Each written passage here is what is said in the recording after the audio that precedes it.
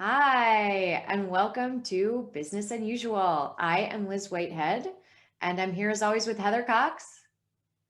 Hi, the other co-mastermind of Diversity Masterminds. And we're going to talk about business unusual, what happens when business unusual becomes business as usual. And our guest today is Ingrid Christensen. Hi, Ingrid. Hello, ladies. Thank you so much for having me on today. I'm excited for this conversation. Me too. Yeah. Me too. Thanks for being here. And before we get started, before we get into it, why don't you tell us a little bit about you and INGCO and what you do in your business? Yeah, thanks, Liz. So INGCO International, we're a language service company. So that means that we provide translation and interpreting services in about 200 different languages. So what that looks like is we help corporate entities as well as community-based organizations reach a global target market, whether that global target market is outside of the US, or it could very well be an employee base or student base, for example, here in the US. So really anybody that needs to take something from one language to another, and it could be written or spoken or even over a video format. So all kinds of fun language stuff. Awesome. That's great. So tell us a little bit about COVID-19. I feel like we're going to be having these conversations a lot. How is your COVID-19? How was COVID for you? Well, thankfully, knock on wood, I'm vaccinated, and I don't think I ever had the COVID, but it's entirely possible that we all did and we don't know about it. So Right. Very grateful for that. Very grateful that family and friends were healthy and we survived, if not thrived, right? We all got super creative during a very non-creative time in our lives. From the business aspect, we shut down on Friday the 13th, just like everyone else did. I sent everybody home with a monitor and a comfortable chair and their other things, computers and such. And I said, I have no idea when we'll be back, but I want to make sure you're comfortable. And we rolled everything out on chairs and off we went. I think just like everyone else, it was just a completely surreal experience because we had absolutely no idea what was going to happen. What we thought was going to be a week or two clearly turned into a lot more. And I found myself and I found our company really in a reactive mode and not a lot of opportunity to be proactive. And it wasn't until about January that kind of hit me that we needed to make changes. But getting back to business, I would say, thankfully, we were in a category that really thrived during the pandemic. Services were at a all-time high. So our revenue grew, our profit grew. We actually doubled our staff, which was amazing. Nice. Challenging, of course, to onboard in the middle of a pandemic, but we managed. And so from that aspect, I'm really happy, right? If something positive can come out of this, it's business growth. Now on my mind, of course, is how to sustain that business growth, because some of those urgent needs are dissipating a little bit, but that's the next challenge to figure out. But jumping back to my comment earlier, about being reactive versus proactive, I felt like there was so much coming at us all the time, and it was bonkers. It was like working 12, 15 hours a day, 7 days a week, like responding to things, and we didn't know if it was going to last. So I didn't know if I could hire people, and I didn't know if business was going to just stop, if the world was going to stop, and what was going to happen. So from a planning perspective, it was wild. It was a wild time. It was bonkers. And trying to adjust your budget, every day for every unknown that you never know what's going to happen. So yeah, it was a lot. And I think, in preparation for this podcast, I was thinking, like, how are we going to reflect on this in 5, 10, 15 years? Like, what are we going to think about? Yeah. And how is this going to forever change our worlds? And I think I feel proud that we did the best that we could. But who knows, right? Right. I don't know. Right. Yeah. So I also think about that, like, you know, like my kids are little, like Liz, your kids are little, like what are they going to remember out of it versus what are we going to remember from it? Right. And I think though, like one thing that we always talk about, Liz and I, is that the one thing that I think the world really realized, at least the US did, because that's where we live, so that's the only thing I can really talk about, right, is that the country really recognized the importance of small, diverse local businesses more than they ever did, right? And so how many supply chains for years were like, we want 3 suppliers, like they were always trying to minimize, and then look what happened. They couldn't fulfill, right? Every industry was halted and slowed down because they had 3 suppliers in their supply chain because they thought it was easier to manage. And now everyone's trying to ramp that back up to get more numbers and really keep those small, local, diverse businesses as part of their supply chain.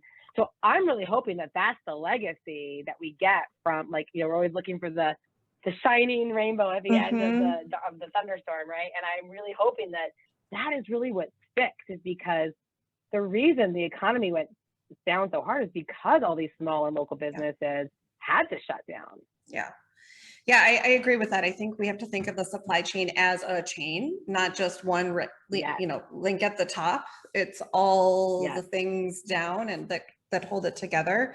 And, you know, we're professional services, so it's hard to think about supply chain disruption, but we do think about supply chain disruption because supplies for us are vendors. And so we lost vendors, or vendors were sick, or vendors lost family members and they weren't able to do the work, or vendors were afraid to go to work, or afraid to accept jobs, or, you know, any number of things. And so for us, we definitely felt it. We're feeling it now with rising supply chain costs, certainly, as well as the rest of the world. So. Yeah. Right. I'm curious. I'm glad you went back to the being reactive piece, because I was like, I wanted to talk more about that. What are some things that you maybe put in place? Because obviously, you know, the topic is business unusual, which we know business is always kind of unusual. It's never predictable. So are there some things you put in place for the next crisis? Things that, you know, or things that you would do differently? For the next crisis that, again, knock on wood, we hope we don't get, but we know that at some point something will happen. It's hard for me to answer that when I still feel like we're a little bit in it. Yeah. Things that I did immediately were to like implement a daily huddle with the team. And before, I would have seen that as redundant. Like, we don't need to see each other every single day, but it came really essential, I think, for people's mental health just as much as the work health. Like, how are we running this business? How the heck are we going to do this? I think, secondly, the big challenge for me as a leader, and something that I've actually paid a lot of attention in other leaders, was our responsibility as leaders is to lead, is to be the brave person, is to stand up and say, it's going to be okay. We will be fine. I've got you. Whatever happens, we'll be fine. It's our responsibility as leaders to take blame for things, even when it's not our fault. It's our responsibility to really lead with empathy and an open heart. And I saw what I think, in my experience, how I read it, were leaders that I thought were doing a really great job and leaders that weren't doing such a great job. And I tried to learn from that, and I tried to implement that. So I think another huge takeaway from this will definitely be, what is my role as the leader? And always make sure that that's at the forefront of my mind, right? I'm here to help people become bigger and better versions of themselves every single day. And that has to be my number one priority. Like, all the other stuff can just fall away. I don't know if that answers your question. That. Yeah, no, I think it totally does. Go ahead. Well, I wanted to applaud you that you were very candid that you said you were kind of reactive for the first few months, right? Yeah. That you said, okay, this was not, we probably should have quicker, like made that adjustment. But, kudos to you for being, like for sharing that, because I feel like so many business owners only share the positive. And so like, when you're a business owner, when you're an entrepreneur who's struggling with something, you're like, I'm the only one. No one else has ever had this problem, right? Because no one ever talks about it. So kudos to you for, for being vulnerable and sharing that was a struggle for you. And, but that you recognized it, right? Because that's what we do, right? As entrepreneurs do, they recognize and they move forward. Well, I think we signed up for it, right? We signed up for this. When I opened the business, like you got to take the good with the bad, and I'm the leader, and I'm the one that stepped into this role. I got to do it. If I'm not willing to do it, then I shouldn't be here. So it's not, it's not, this is not easy. This is and ever said, I'm going to be a small business entrepreneur because that's going to be super fun and super easy. I promise you, this is not on the fast track to getting rich quick. And I'm not sitting around eating bonbons, right? This is way harder than most any other job that I could have selected for myself. But I love it, of course, and not going anywhere. And I love when there's like a bunch of the Shark Tank guys are always saying, I think it's actually, Lori, she says, entrepreneurs are the only people who will say no to working 40 hours for someone else so they can work 80 hours for themselves. Exactly, right? It's a blessing to work 80 hours and not get paid. It's awesome. Yeah, it's awesome, right? I know. So like when we facilitate certifications and certify my company, one of the questions I ask is like, why did you start your business? Like, what was the motive? And so many of them will say, like, I was really looking for more work-life balance. And I go, ha ha ha. Like I always laugh because like now they realize it's kind of like a myth, right? Like especially in the beginning, but I think we all think that when we go into business that we're going to be able to like go to all the kids' recitals and be able to take all those vacations, no problem, right? And then you're like on vacation on the beach on your computer. Right? Yeah. So maybe you have a little flexibility as to where you can work, but you're always working. There's never a moment when I'm not ever working 15, 16 years into this. So yeah. I think that's the key word that came out of COVID too, along with the P word pivot is flexibility, right? Is that like, that's what everybody, kind of wants to keep. And I remember when I was having my first baby, I talked to a friend of mine and was like, I was working for a company then. I was like, should I go down to a 4-day work week? And she's like, the thing is, your kids aren't going to get sick that day you take off. Like if you take off Tuesdays, no, for sure not. Kids aren't going to get sick on Tuesday. She's like, what you need is flexibility. And I was like, oh. Yeah. And so I think that's true. I mean, I think a lot of people, certainly we all recognize the need to work less and sleep more. But I think a lot of people realize like, oh, I am willing to work more on my own terms, Terms. Yeah. Yeah. And we were actually talking about that on the mastermind call yesterday, that people are trying to hire and, small businesses can't always pay the most. It's just not an opportunity. So like, what kind of lifestyle benefit can they be offered, right? Can they make their own schedule? Can they, whatever it is, right? Can they figure out a way that it makes them feel more fulfilled?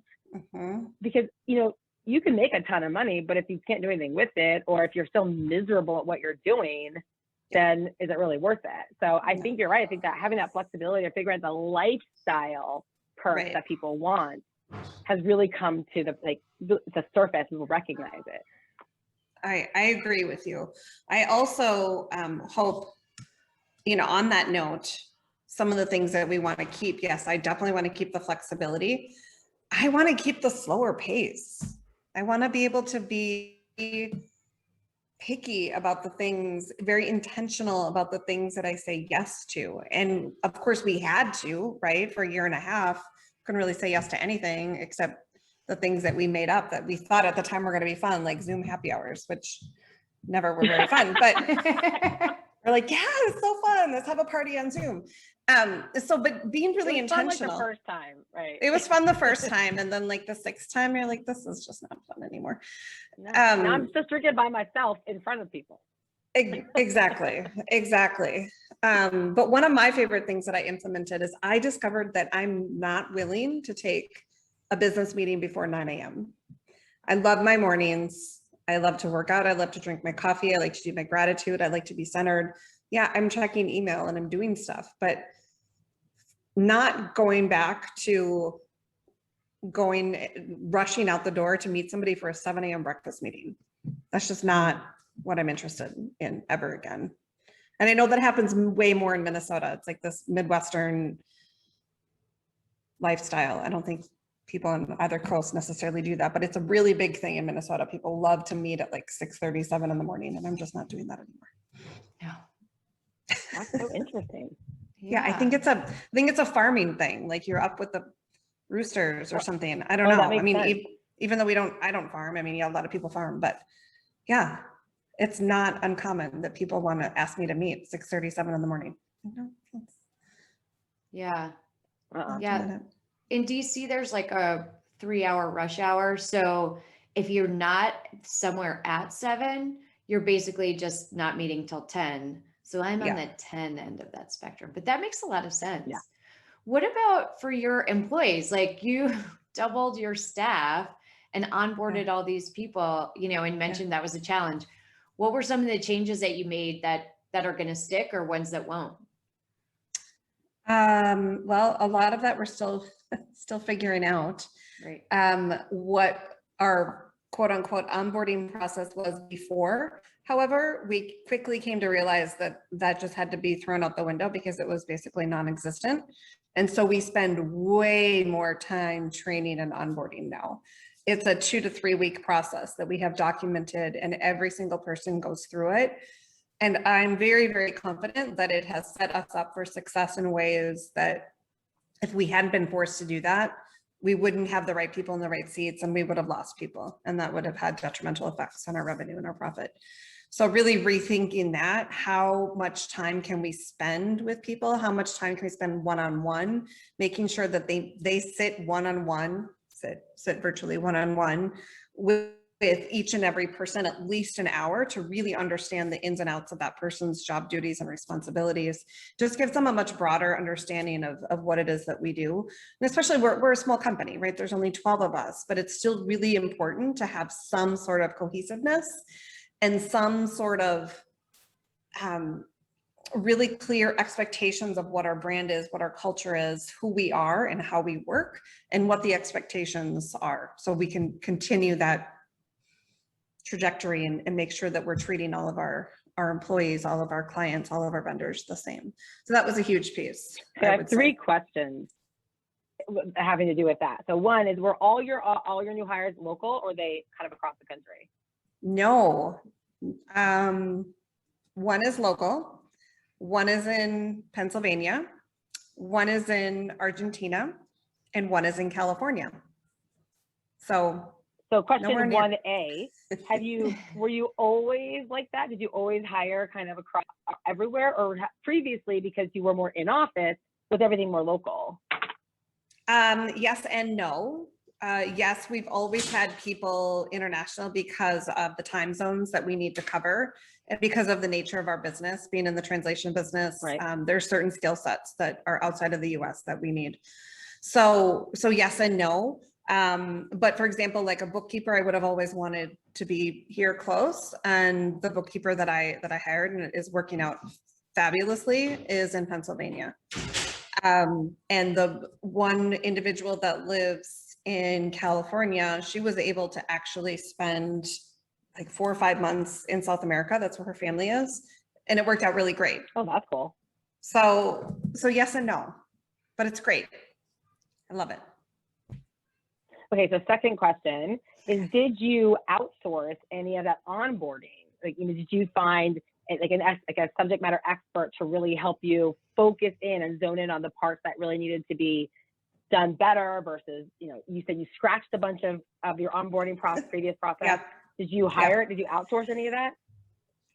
Yes and no, again. Yes, for example, we built a sales department within the company for the very first time. I had never really had a successful sales department. I've tried previously and failed miserably because I had no idea what I was doing.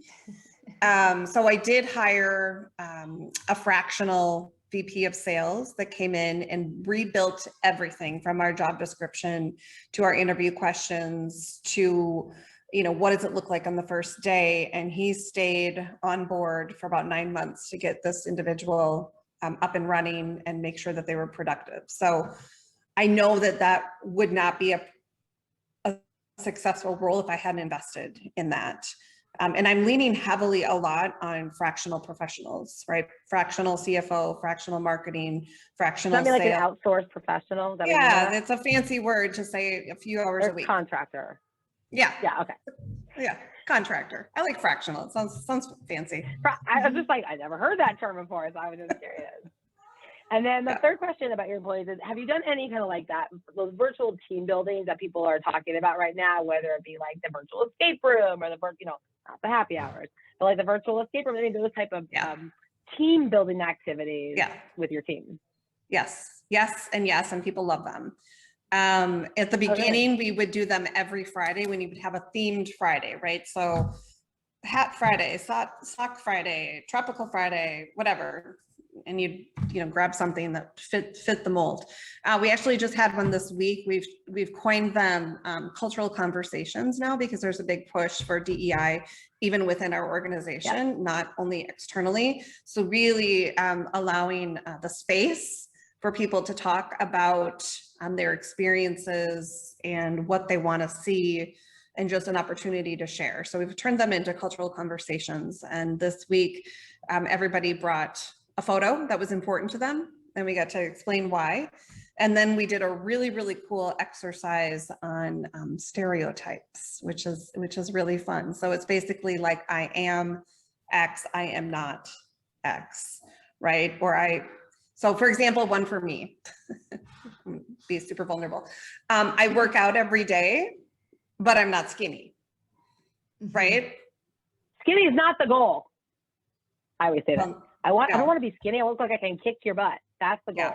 Yeah. Well, I might want to start losing some of the COVID weight that I put on, but for example, that that's not a very deep one, but there was a lot of self-discovery, like a lot of, and what a comment that came from our staff that's not based in Minnesota, because there were a lot of Minnesota kind of, right? I'm from Minnesota, but I don't like to fish or hunt or something like that. And so there's a lot of comments like, gosh, we didn't know that there were all these, stereotypes about Minnesota. So it was fun. It was a fun activity. So we'll continue that for sure. But yeah, we at least once a month, if not more, we do this, kind of group opportunity to share and get to know each other better. And I love that. Yeah. That's awesome. I love that. And kudos again, like, I think that's one of the challenges that entrepreneurs have had this time. I know that it was challenging for me, and Liz and I have talked about this a lot, that figure out ways to really make your team feel like a team when they're not sitting together, right? And it's very hard, and I find it's hard to sometimes lead and manage and make everyone feel like you really care about them as part of your team, when you can't like put your hand on their shoulder and be like, hey, how are you today, right? It's not. Yeah, it forces us to get creative. And I'll do things like, I'll drop postcards in the mail, or little notes of thanks in the mail, or I'll send somebody, a $5 Starbucks gift card or something. Just things that I would normally do if they're around, but just to try to go above and beyond. And how can I make sure that they know that I'm thinking about them, and that I care, and that I'm grateful for their service. Yeah, absolutely. Sounds like a great place to work. Yeah. Yeah. Come work here. That's awesome. Yeah. Wait, so let me ask you another question, more on the supplier diversity side. So you talked a little bit about the DEI side.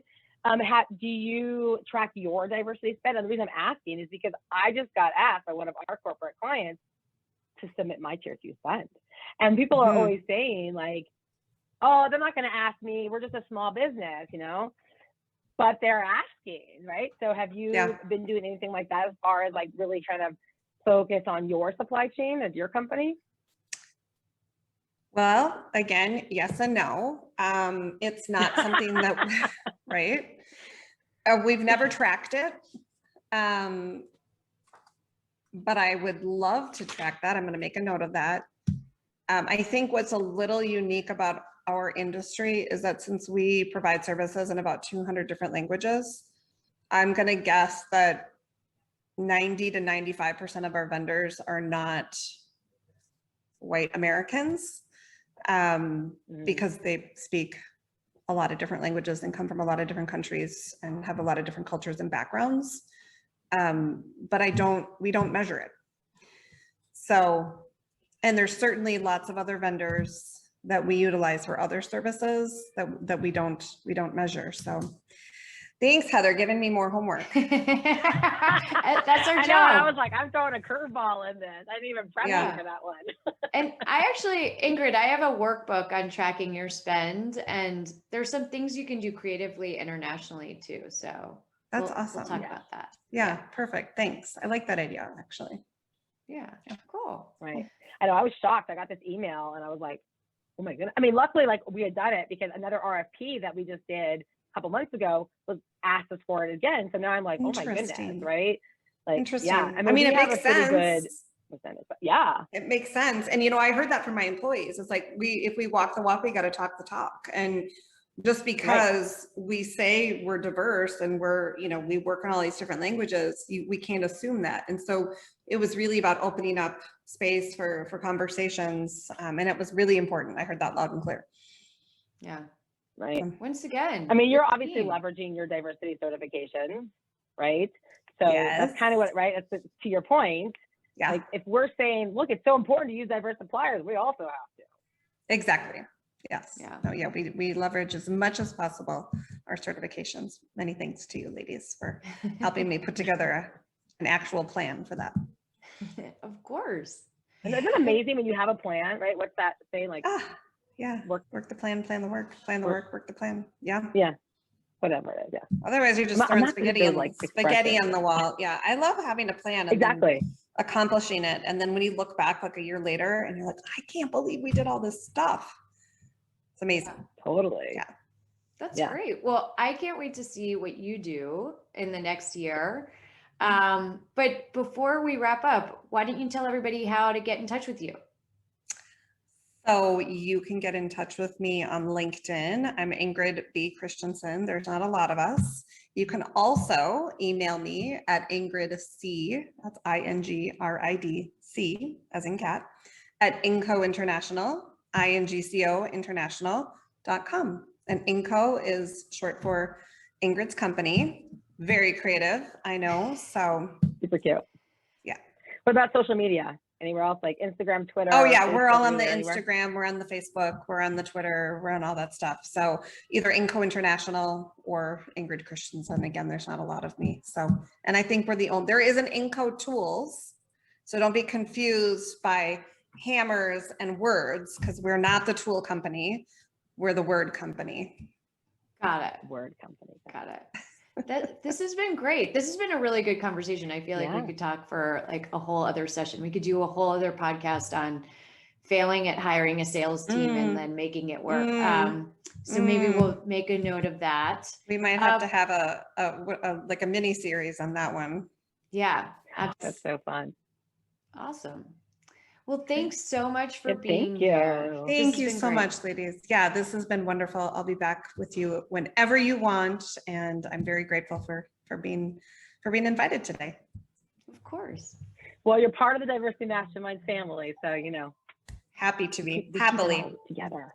That's awesome. Great. All right. Ladies. We'll see you next time on Business Unusual.